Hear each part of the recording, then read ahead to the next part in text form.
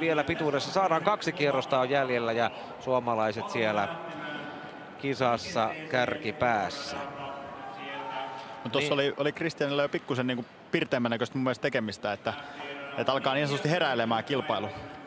Ja miesten 800 metriä on mielenkiintoinen kilpailu ja siinä sitten tähtäimessä voisi olla jopa tuo lyhyen radan Suomen ennätysaika, joka on se Markku Taskisen aikanaan juoksema 1:47:38. Sigurd Tveit Norjasta on siellä sisimmällä radalla. Samaan aikaan katseet kääntyvät välillä pituuspaikalle, mutta Kronbergs Virosta, Viljola HKV:stä, Jonas Rinne Saarijärven pullistus, sitten Norjan Gagnos, Finley McClure Iso-Britanniasta numero 1 rinnassaan ja Jan Rudolf Sloveniasta jänisjuoksijana uloimmalla radalla.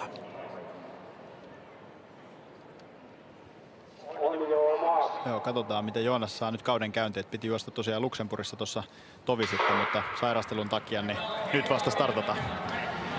Finley McClure, hänellä ennätysaika 1:45:91, juostu 800 metrin matkalla 3-4 vuotta sitten. Ja Jan Rudolf Sloveniasta ottaa tuon jäniksen roolin tähän juoksuun. 800 metrin A-erä ja Jonas Rinne hänen perässään. Sitten tulee Finley McClure Iso-Britanniasta. Jono on aika lailla jo venähtänyt ja Jan Rudolf vetää 200 metriä 25:60 ja Rinne pystyy seuraamaan. Vähän on jo eroa takana tuleviin Saarijärven pullistuksen miehen perässä.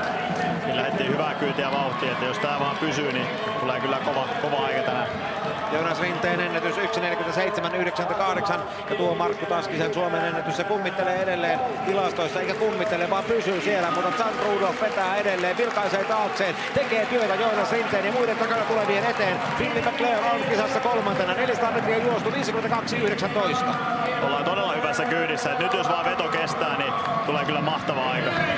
Ja edelleen Jan Rudolf jäniksenä tekee töitä niin kuin pitääkin ja yleisö kannustaa. Markku Taskisen Suomen ennätys 1:47:38, Rooman EM-kisoissa 74, pronssille juosseen suomalaisen ennätys. Se on kaukaa, se on sieltä vuodelta 78, 600 metrin väliaika, 200 metriä maaliin, 1:19:61, yleisöolevin mukana, Jonas Rinne vetää, Suomen ennätys kiitos ilmissään. Ihan vähän alkaa painamaan, mutta edelleen saa pidettyä rytmiä, että katsotaan mihin tulee.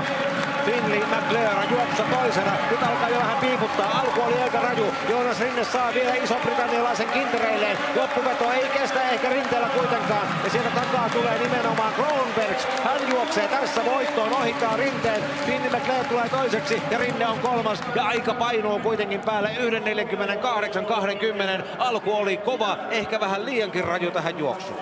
No joo, loppuaikaan nähden varmasti vähän liian kova, mutta äärimmäisen rohkea veto. Tolla ei pitää uskaltaa kuitenkin juosta, jos kovaa aikaa haluaa tavoitella. Että kyllä Joonnakselle tuosta propsit ja kauden eka startti kuitenkin tässä, niin uskon, että kun saa yhden tällaisen tai 2 kovaa starttia alle, niin siellä on otettavissa vielä, puhutaanko sekunnista vai kymmenyksistä, mutta otettavia on.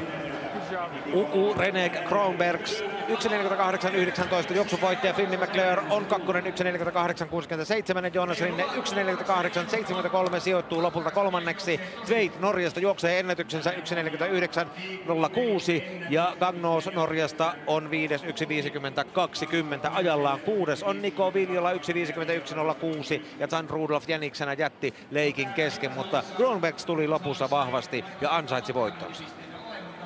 Kyllä. Virolainen tosiaan juosi jo Viron halliennätyksen tähän kauden alkuun, että tiedetään, että oli kovassa kunnossa ja täällä se sen näytti.